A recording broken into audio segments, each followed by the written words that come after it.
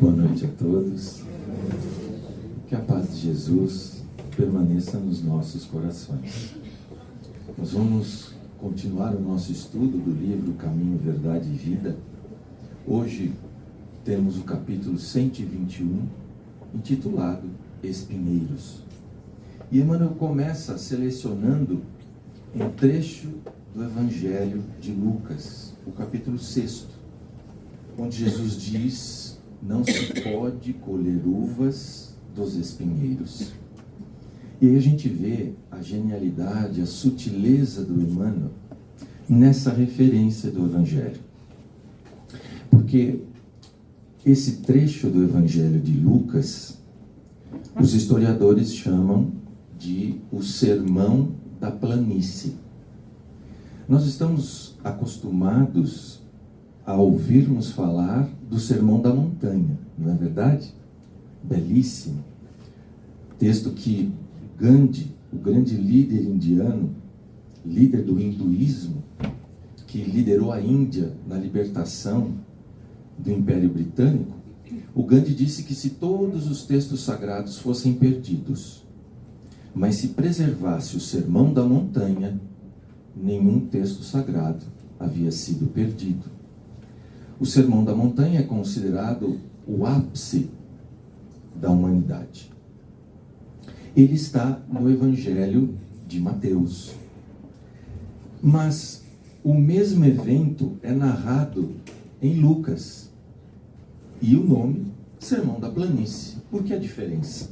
Ora, Mateus escrevia para os judeus e para os judeus que se converteram ao cristianismo. Ele via Jesus como o novo Moisés, o Messias.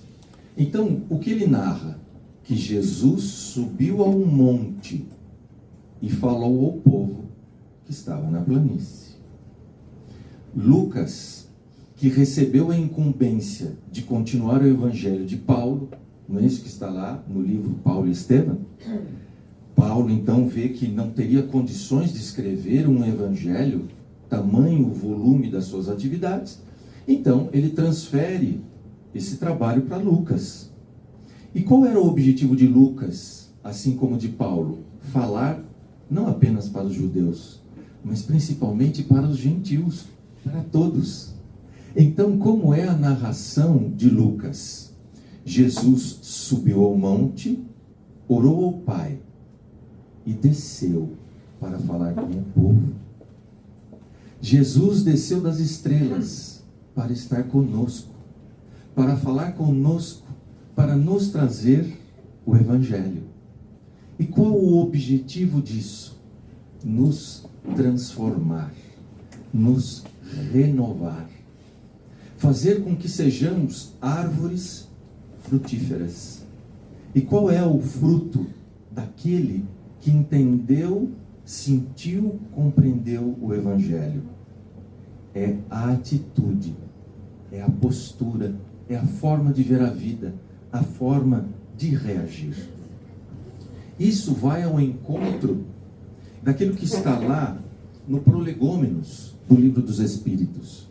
O Prolegômenos, que é a introdução ao Livro dos Espíritos. Porque a introdução do Livro dos Espíritos é, na verdade, introdução à doutrina espírita. E lá no Prolegômenos, Kardec explica que o Espírito de Verdade pediu que no cabeçalho do Prolegômenos fosse desenhado uma parreira.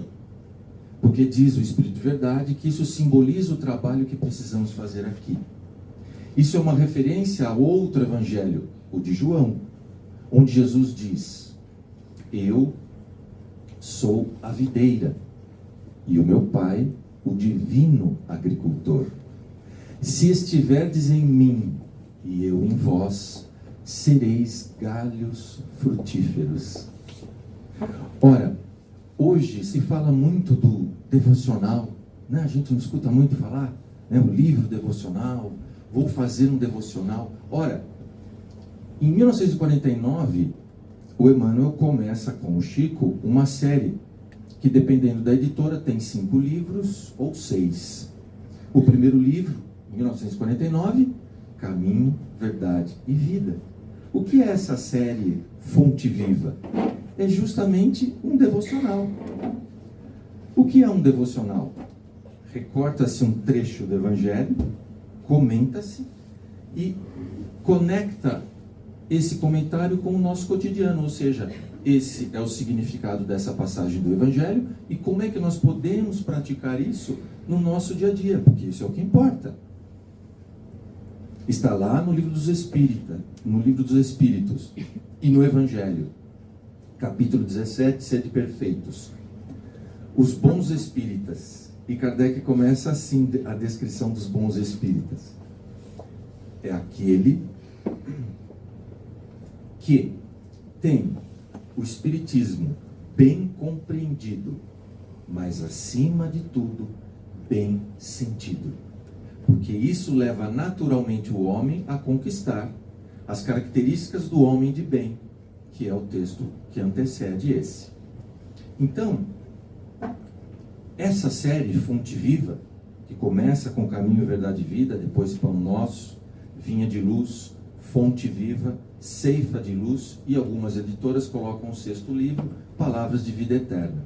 Tem justamente essa intenção, num breve texto, fazer um destaque do Evangelho, explicar a sua profundidade e nos orientar como colocar isso em prática. E é justamente isso que temos nesse capítulo 121. Porque nesse capítulo, Emmanuel comenta a orientação de Jesus para que reconhecemos a árvore pelo fruto. E que então os discípulos do Evangelho devem ser aqueles que dão frutos suculentos, saborosos e nutritivos. Frutos de justiça, de amor, de caridade, de paz. E, evidentemente, a nossa primeira reclamação, não é? Puxa, mas como fazer isso nos momentos difíceis, com tantas dificuldades? Então, Emmanuel diz: será a existência de alguns espinheiros a causa de nossos obstáculos insuperáveis? Não. Se hoje é impossível a colheita, ataquemos o chão duro, lavremos o solo árido, adubemos com suor e lágrimas. Haverá sempre chuvas fecundas do céu, ou generosos mananciais da terra, abençoando-nos o esforço.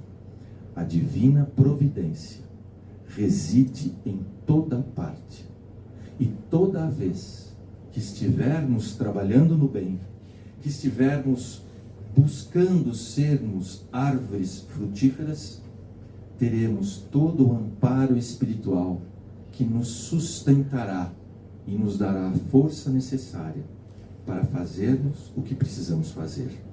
Como naquela passagem da história do nosso querido Chico Xavier, em que uma mulher perturbada procurou o Chico por São Leopoldo inteiro e acabou encontrando-o no pequeno centro, no momento em que ele estava com algumas pessoas se preparando para as atividades daquela noite.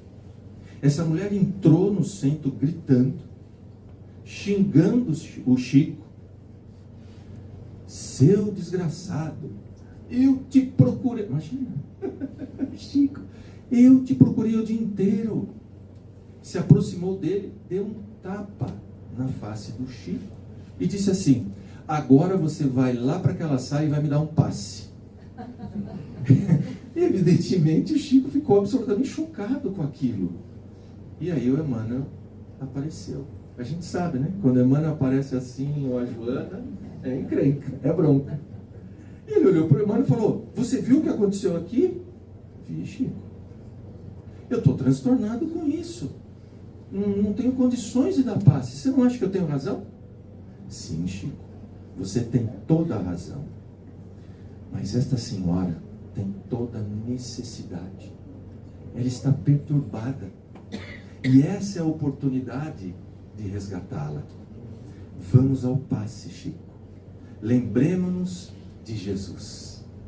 E então, o Chico se levanta, energizado, evidentemente, por toda a retaguarda espiritual maravilhosa que ele tinha, vai à sala de passes, aplica o passe, acaba o passe, a mulher entra, um choro compulsivo: Chico, me perdoe, meu irmão, eu não sei como eu pude fazer isso, me perdoe. Então o Chico a abraça, e os dois saem da sala de passe rindo, né, e chorando de alegria. Claro que não precisamos desse extremo, claro que não temos ainda a condição de um Chico Xavier, mas não é isso que Jesus nos pede. O que Ele nos pede? Boa vontade, para que permitamos que o Evangelho faça em nós a renovação necessária, para que o homem velho morra e o homem novo renasça, para que nos sintamos renovados, porque tudo que há no nosso coração precisa muito mais de Jesus. Que assim seja.